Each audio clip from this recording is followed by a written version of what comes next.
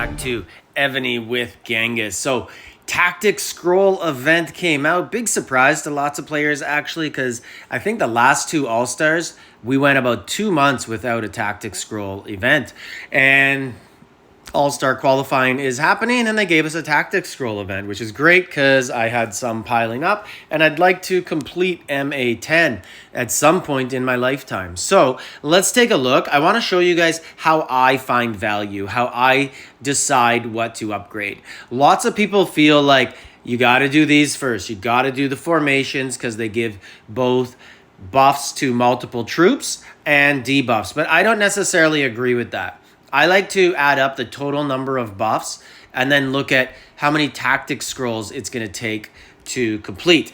So I'm almost done. I'm done all of this stuff. I think I'm done like even the reinforcements and rally. And I think I even did training capacity, finished them out because I just couldn't get any points in the tactic scroll events for a while because I was maxed out at MA9.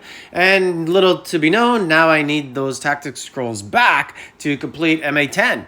So anyways, let's take a look. I'm almost done, but I want to show you guys my thought process. So first thing is first. The first thing you should do is get a base for the price you're going to use. And if I look at this, it's going to cost me 4,600 basically tactic scrolls right here. And if I go to the next one, so that's to get level 2 out of level 3 done. And then if I want to get level 2 done of this one, it'll cost me 5,200. So you could basically, let's just round all of that up and say it's going to cost me 15,000 of my 26,000 tactic scrolls to complete that. But is that the best value? So the way I look at it is pretty simple. I like to just add them up. So 3 troop types are going to go up 5% each. So that's 15% buffs. And then I'm going to get debuffs here of 10% more on 2 troop types. So 10%, so that's 20% and 15%. So I'm going to get 35% total buffs if I do this. That is pretty good. For 5,000 tactic scrolls, though, is it good? We're going to see in a minute. And now, you have to think to yourself also, are those 35% exactly what you need? Well, range, siege, and mount, everybody can use that on attack. So that's a very useful 15%. But the debuffs of range and siege attack when attacking, is that really valuable to lots of you?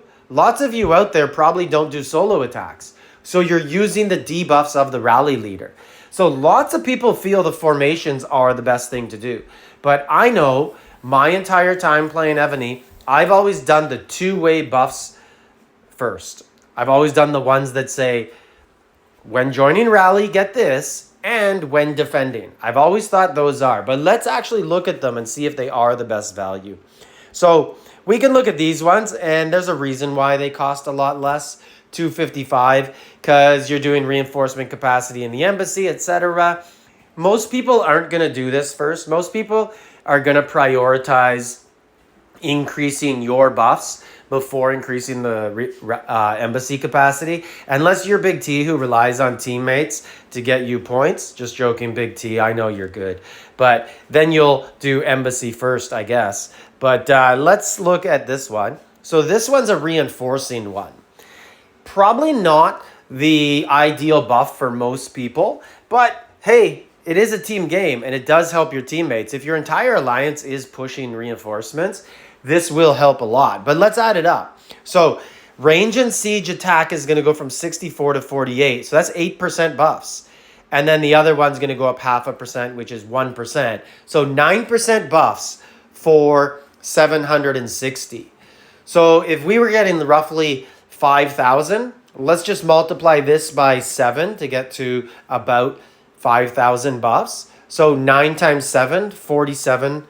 9 times 7, 63% buffs you're going to get as opposed to what you're going to get on that formation.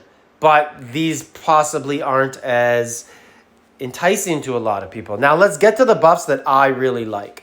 So right here, this isn't one of them, but let's look at it anyways. Increase range and siege defense when attacking. you're going to go up 3% at a price of almost 500. Multiply that by 10. You're getting 30% buffs for the same price as the formation. And this is the ones that I really like. But are they good value?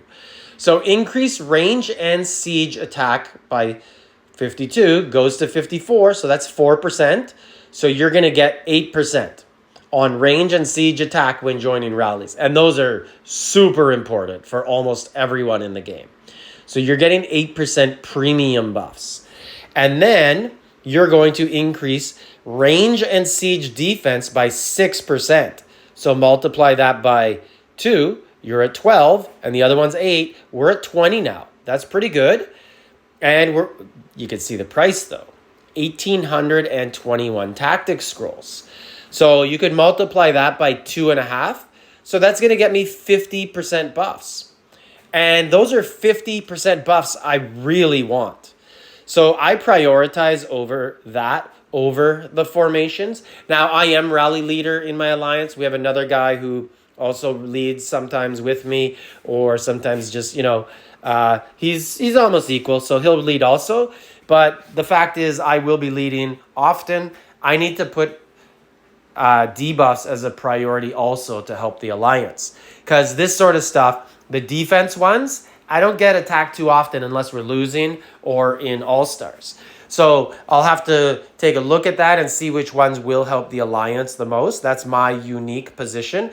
But most people can put their own account first, and putting your own account first will actually help the alliance, right? Because it'll strengthen you. You're playing defense. You're getting reinforcements, that sort of stuff. Increased troop training. Don't care too much about that. And I'm done all the other stuff. So if we go over, this is the only other wing that I have to do. And it's looking like there's not too much here. Reinforcing. And over here, mounted troop when attacking. This one looks like something, since I'm doing it, it's obviously a good one. Increase ground and mount attack when joining. So 4%, 8. And then the exact same. So 20%.